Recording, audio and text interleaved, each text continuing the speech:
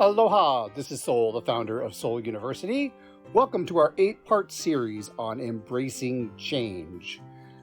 Over the next few minutes, you'll hear a snippet of a conversation that I've had with someone I know to be a powerful change agent. Enjoy.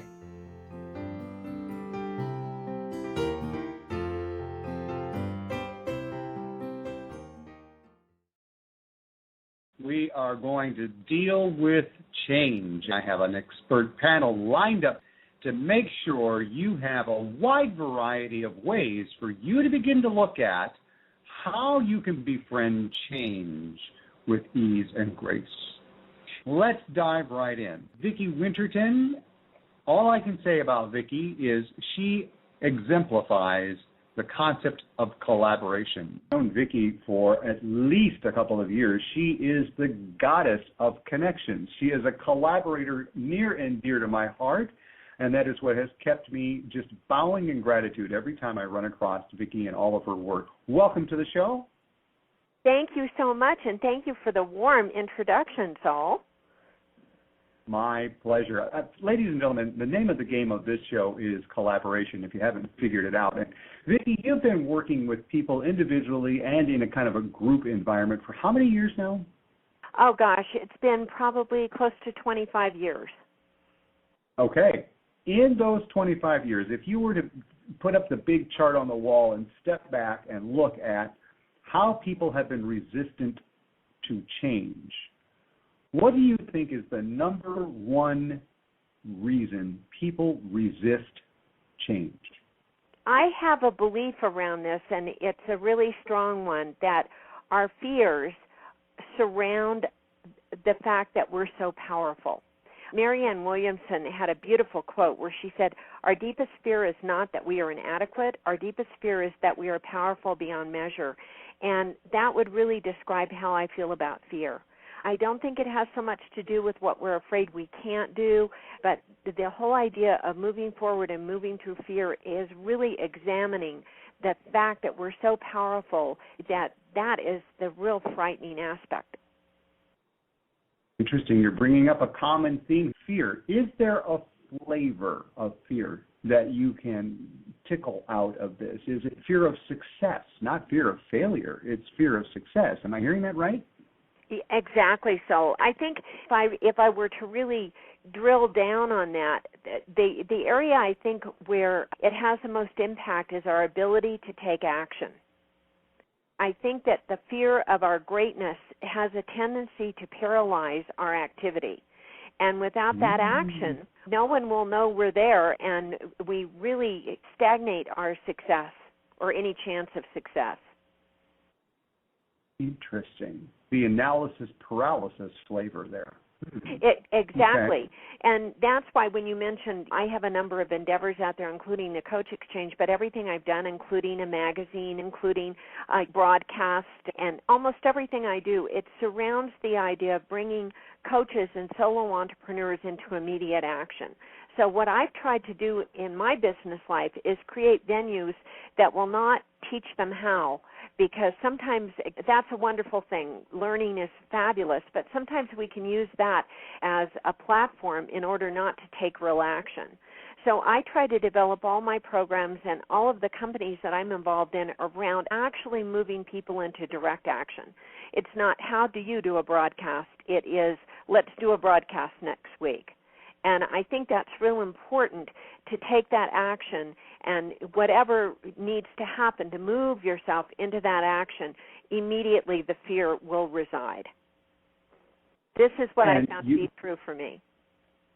Beautiful. You just answered the question I was going to ask you. Your way of resolving fear of success is move past data gathering, got to learn, I'm not good enough, blah, blah, blah, to, you know what, even if I'm not good enough, I have enough data, I'm going to give this a whirl, let's do it. That's another belief that I have.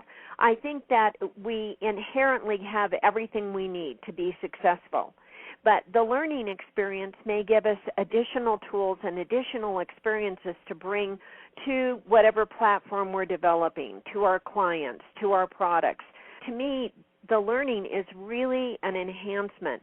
If we lean too much on the learning as a crutch, we won't get into action. And so I think it's really important. I worked with a coach several years ago, and I was thinking about taking some pretty advanced classes, and she asked me the simple question. She said, Viki, do you feel you need to take those classes in order to succeed, or do you want to take them to enhance your experience and that experience that you'll bring to those people you interact with? And I said, I definitely feel it's an enhancement. She said, then you're operating from a place of advancement and courage. If you feel you absolutely have to have it in order to succeed, you're coming from a place of fear. And I thought that was such an interesting distinction that it's really stuck with me. It's something that I use really as a tool to help me make my decisions in life, particularly about learning experiences as opposed to taking action at the time. All right. So for those listening then, Viki, if they're sitting on literally that edge, they want to be active. They want to step off that thinking, and they want to step onto that doing platform. Suggestions when they're about to go on to that first, oh my God, here I go step? Find a venue that, even if it's an uncomfortable venue, to take that first step and plunge in, because life and business and everything we do is a learning experience, and it's not like we learn and then we just evolve and start taking action and taking action. That's really not the way I found life works. You take action and you learn, and you take action and you learn, and it's a constant process. It can be a fabulous adventure if you can embrace the action along with the learning. And I also talked with another coach who works quite frequently with Olympic athletes, and he said that basically that's the difference that they see between their experience of fear and what some people would experience as failure and learning along the way. They really feel it's a process to their excellence, where if we take those things that we fear and the times that maybe we haven't had the outcome that we had hoped for, if we take that as a failure, that's a whole different learning experience, action experience, than looking at that as part of our process to excellence. I thought that was quite inspirational. So you just answered that age-old question. If you know you could not fail, what would you do? Exactly. And you've answered it in a way, if you take everything that's happening to you in your life and use it as a lesson, it's impossible to fail. And another thing that I think is a really important question to possibly ask yourself to get into action is, what wouldn't I do to succeed? Because if you can really isolate those things that you wouldn't do to achieve your goals, you're going to have so many action items left over that you would do. Just grab one or two of those and do them. Love it. Viki, we could take 2 hours to continue to drill down into this. The highlight that you're saying is, based at the risk of copyright infringement here, is just do it. Exactly. Exactly. And by all means, when you're doing it, enjoy it. That's the most important part. There you are. There you are. Viki, thank you so much for being part of this spectacular panel. Thank you, Sol. It's always a pleasure, and thank you to all the listeners for sharing their time with us.